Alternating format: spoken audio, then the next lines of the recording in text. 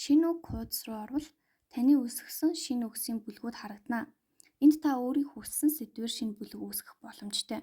Жишээ нь та одоо Friends цувралыг үзэж байгаа бол Friends нэртэй бүлэг үүсгээд тухайн кинонд гарч байгаа шинэ үгсээ энэ бүлэгт нэмж болно. За бүлэг дээр дарвал тухайн бүлэгт хадгалсан шинэ үгсийн жагсаалт харагдана. За нэмэх товч дээр дарж шинэ үгийг оруулна. Доор нь монгол орчуулга бичнэ.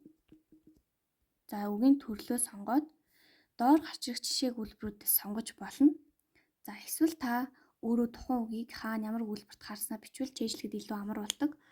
За зураг дээр дарж тухайн үгтэй холбоотой зургийг сонгоод хадгалах товчийг дарна. Ингэснээр таны шинэ үг хадгалагдана. Одоо дасгал ажиллах товч дээр дарцгаая. Энд 4 төрлийн дасгал бий. За флеш карт дасгал дээр шинэ үгс карт хэлбэрээр гарч ирнэ. Үг, жишээ, үйлбэр, үгийн төрөл харагдаж байна. За та мэдж байвал баруун тийш, мэдгүй байх юм бол зүүн тийшчирч өөрийгөө шалгах нэ. За олон хувилбар дасгал дээр жишээ нь явах гэдэг үйл үгийн англи хувилбарыг нь зөв сонгох нэ.